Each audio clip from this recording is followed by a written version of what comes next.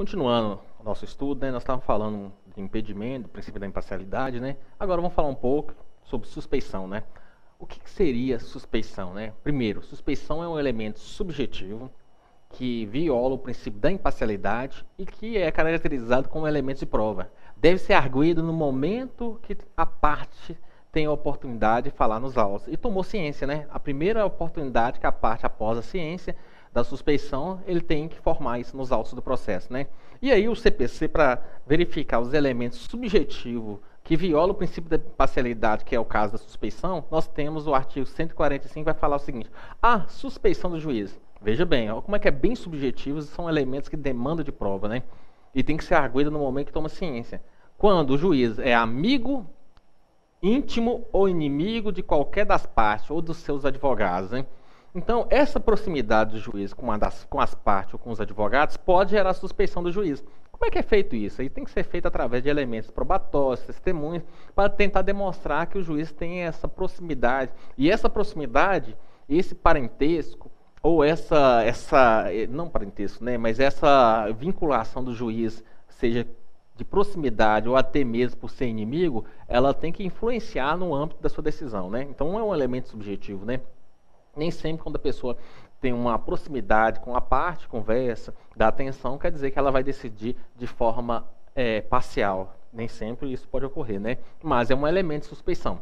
Outra situação de suspeição é quem recebe presentes de pessoa que tiver interesse na causa, antes ou depois de iniciado o processo. Veja bem, o juiz dele tem que recusar, por isso que ele recebe vencimento extremamente alto, né? Ou extremamente compatível com o que ele deveria receber. E além disso, ele tem a irredutibilidade de vencimento como garantia constitucional. Então ele não pode ficar recebendo presentes de pessoas nem antes do processo nem depois. Então ele deve recusar qualquer presente, qualquer tratativa de alguma ajuda ou nesse sentido para o próprio julgador, nem antes nem depois do processo. Ou muito menos, o juiz pode ficar aconselhando as partes acerca do objeto da causa. Então ele não pode ficar aconselhando, falando que você deve agir dessa forma, ensinando toda a estrutura procedimental para que essa parte se beneficie de uma informação privilegiada. De jeito nenhum. Coisa diferente na conciliação, quando o juiz ele vai tentar usar um critério de conciliação, tentar aproximar as partes. Mas ele não pode aconselhar uma das partes acerca do objeto da causa. Ou subministrar meios para atender às despesas do litígio. Ou seja, o juiz ele não pode pagar advogado para uma das partes, ou ajudar financeiramente uma das partes, em qualquer sentido, para a despesa do litígio. Ele não pode, de forma nenhuma, ter um envolvimento com questões financeiras. Então, ele estará suspeito e, logicamente, deverá afastar do processo. Outra hipótese é quando qualquer das partes for sua credora ou devedora, de seu cônjuge, do companheiro ou dos parentes desse, em linha reta, até terceiro grau, inclusive.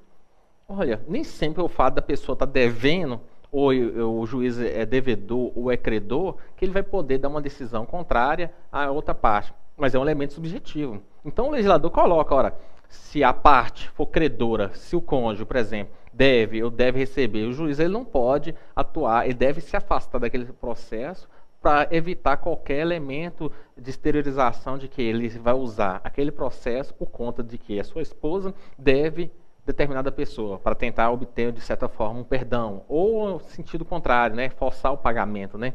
Então, essa ideia da suspeição, que é um elemento subjetivo, ela realmente funciona para afastar o juiz, para não criar nenhum elemento de intimidação do juiz frente ao credor ou devedor, do cônjuge, dos companheiros e dos seus familiares, né, até terceiro grau, né? Ou seja, em linhas retas até terceiro grau. A outra hipótese de suspeição que é colocada é justamente ligada ao interesse no julgamento do processo em favor de qualquer das partes. O juiz não deve ter interesse nenhum no processo. E se ele tem interesse, ele tem que ter interesse jurídico para decidir de forma equidistante, ouvindo as partes, só para no final poder concluir. E hoje, com uma ideia de fundamentação, de democratização, a decisão do juiz deve ser fundamentada naquilo que tudo foi construído pelas partes. Ele não pode nem ter uma decisão surpresa. O artigo 10 lá do CPC, o artigo 10 do CPC, do novo CPC vai falar o seguinte, que é proibida a decisão surpresa. Ou seja, o juiz, que se ele tiver uma decisão que não foi articulada, nem foi discutida pelas partes, ele deve pôr em pauta para que as partes venham discutir e venham sofrer sobre os elementos do princípio do contraditório e da ampla defesa. Então, o juiz não pode ter interesse no julgamento do processo em favor de qualquer das partes. Ele deve atuar de forma isenta e imparcial. Eu até coloco que o juiz ele deixa de ser imparcial no momento da elaboração da sentença ou do acórdão, conforme o caso. Por que disso? Porque no momento que o juiz vai elaborar a sentença, agora ele deve concluir qual que é o raciocínio do direito e daquilo que foi colocado e discutido pelas partes. Ou seja, daquilo que foi discutido em simétrica paridade de arma entre as partes, e ele vai fundamentar a sua decisão, e aí, nesse momento, ele deixa de ser imparcial para ser parcial conforme as convicções construídas dentro dos autos do processo. E lembrando, no direito não é admitido decisão surpresa, ou decisão de sapisciência do julgador, ou decisão conhecida como solipsista, né? Isso não é permitido. Então, também é causa de suspeição quando o interessado ele tem interesse no julgamento do processo por qualquer uma das partes. E aí, o artigo do artigo 145, ele vai delimitar no seu parágrafo 1º a seguinte hipótese. Poderá o juiz declarar-se suspeito por motivo de foro íntimo sem necessidade de declarar suas razões. Isso é interessante porque o juiz, em vez de falar assim, eu sou amigo, inimigo, capital de alguém, não, ele não quer se envolver. Simplesmente ele fala, por questões de foro íntimo, eu vou afastar do processo. Pode, a legislação permite. E isso preserva o juiz, vai preservar o juiz para ele não entrar em detalhes, para não polemizar, porque, de toda forma, a figura do julgador é uma figura pública. E as pessoas, o povo, ele quer saber os motivos porque o juiz afastou. Daí, para ele não se envolver, não entrar dentro de um escândalo, numa discussão, dentro de uma polêmica, o parágrafo 1º vai falar muito claro. O juiz simplesmente declara-me suspeito por motivo de foro íntimo, sem necessidade aí de declarar as minhas razões ou especificar e esmiuçar. Não, afastei do processo, pronto. Ponto final. E aí eu afasto do processo sem dar maiores motivos para tumultuar ou entrar em polêmicas perante a sociedade.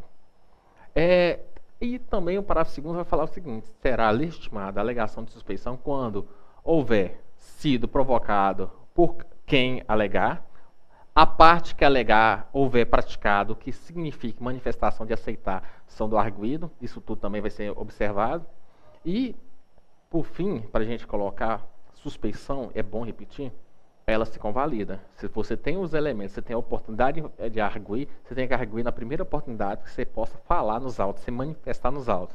A suspeição, depois de transcorrido, ela não pode ser mais discutida ou debatida. Professor, mas se tiver coisa julgada, transitor julgado, eu posso entrar com ação rescisória por alegação de violação de suspeição? Não posso. O impedimento pode. Suspeição é um elemento subjetivo, é um elemento que demanda prova e não quer dizer que, por conta desses elementos, o juiz não decidiria de forma imparcial, mas que deve ser arguído na primeira oportunidade. O juiz, para ele não entrar no mérito da discussão do debate da suspeição, ele pode simplesmente alegar foro íntimo, né, e aí sair do processo.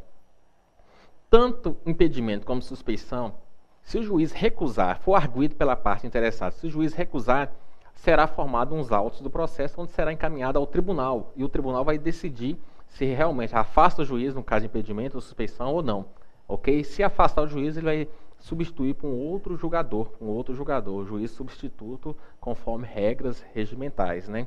Se o tribunal reconhecer que não há que se afastar, vai manter o juiz com condições plenas para poder decidir a matéria, resolvendo os casos de impedimento e suspeição. Agora, só para recapitular, a reconvenção. Lembrando, o que é reconvenção mesmo, gente?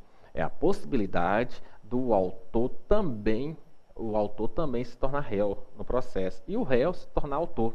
Ora, a ideia é que a petição inicial, o autor pede e na contestação o réu faz um contrapedido, criando um obstáculo ao pedido do autor. O réu não pode pedir nada para si, mas sim criar um obstáculo, falando que o autor está errado. Mas se o réu desejar fazer um pedido, ele poderá fazer. Só que aí não através da contestação, mas sim através de uma ação. Em face do princípio da economia, a reconvenção surge como essa possibilidade no mesmo processo dele pedir também. E aí o réu se torna autor e o autor se torna réu. É a possibilidade de fazer um contrapedido.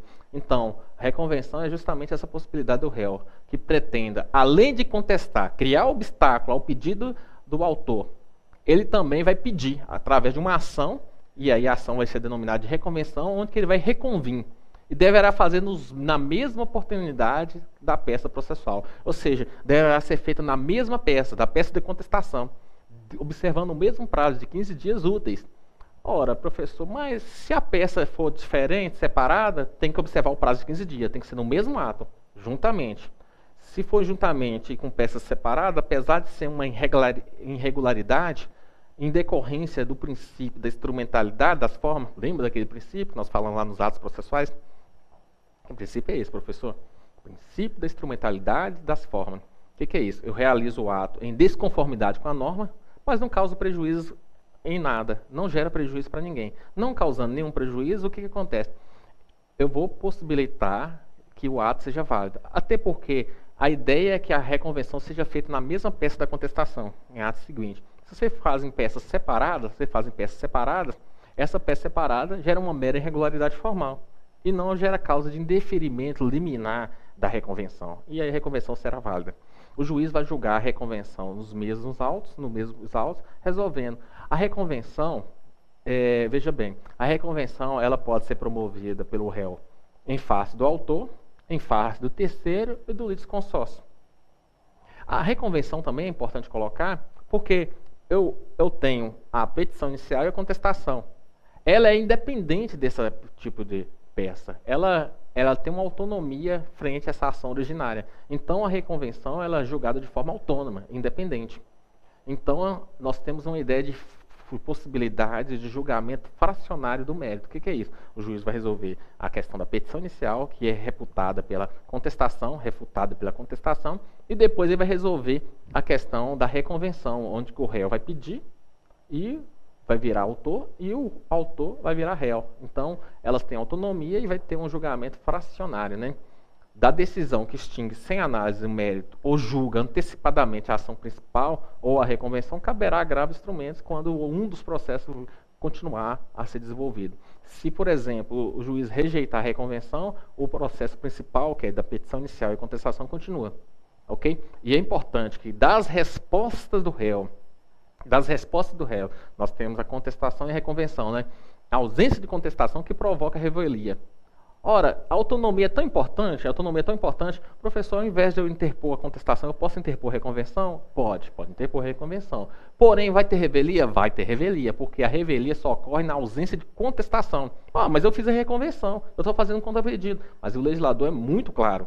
A ausência de contestação gera a revelia. A ausência de contestação, de convenção não gera nada.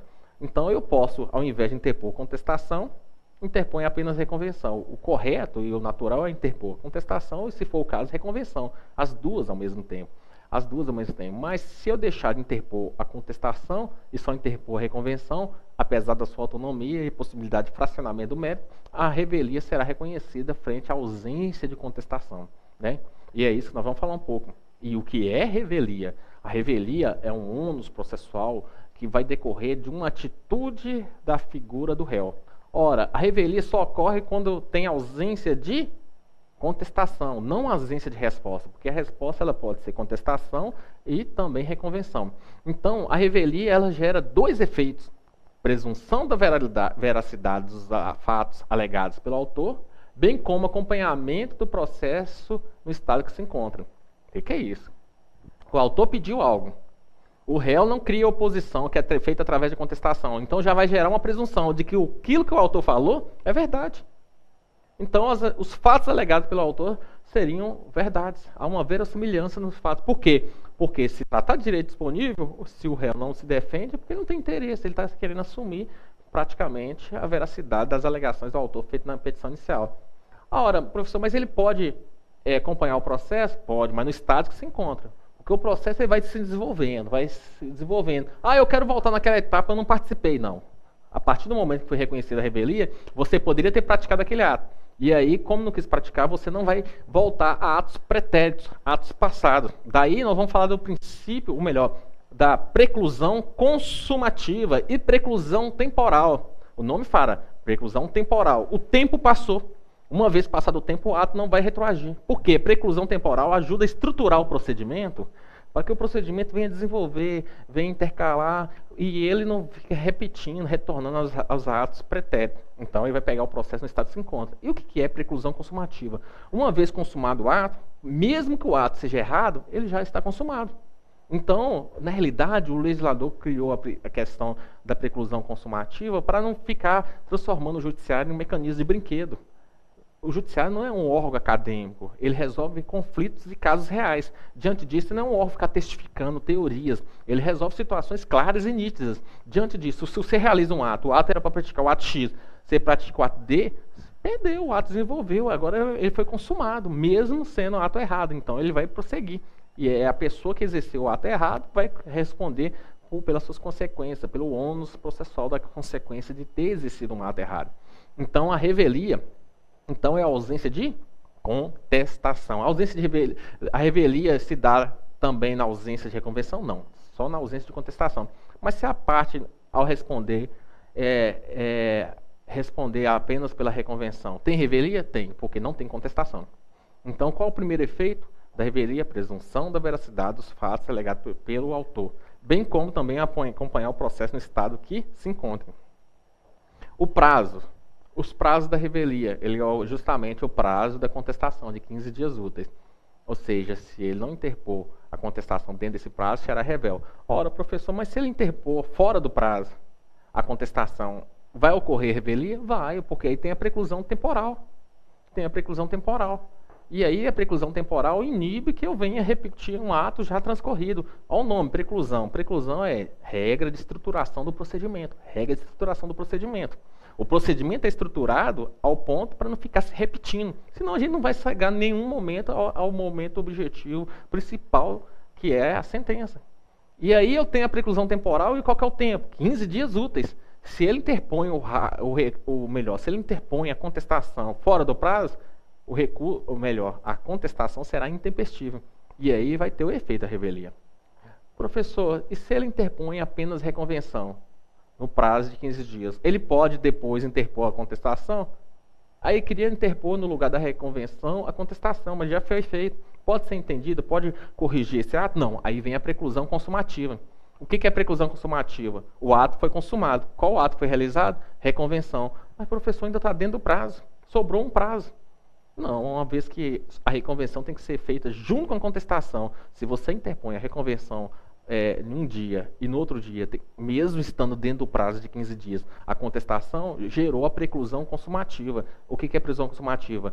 Os atos, tanto da reconvenção como contestação, devem ser feitos junto, na mesma peça. E se for em peça separada, que é uma mera irregularidade, tem que ser feito no mesmo ato, no mesmo dia. Se você não pode realizar a reconvenção em um dia e depois, no outro dia, interpor, ou protocolar, melhor falando, protocolar a contestação. Essa contestação gerou a preclusão consumativa. O ato se consumou com a reconvenção. Daí você vai ser revel por ausência de contestação.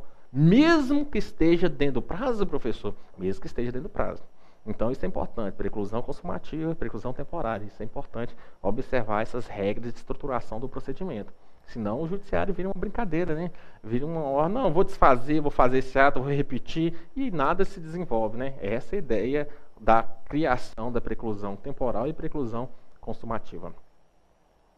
Interessante, né? O legislador, antes era súmula, né? E agora ficou claro, né?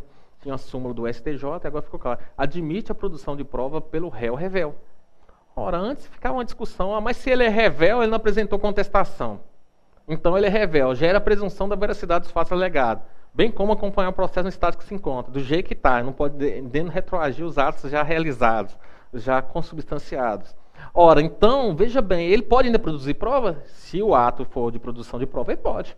Então ele pode produzir prova, e o juiz vai observar essas provas, desde que sejam prova o quê? Lícita. Nós temos um princípio constitucional que não é admitir qualquer espécie de prova, não. Senão a gente vai torturar, utilizar de meio clandestino ou meios abusivos para criar prova. Aí fica muito fácil, né? O Estado vira bandido para prender bandido. Não é dessa forma, né? Então eu tenho uma proibição do princípio que vai proibir a prova ilícita. Que a Constituição é muito clara nisso, a proibição de utilização de prova ilícita.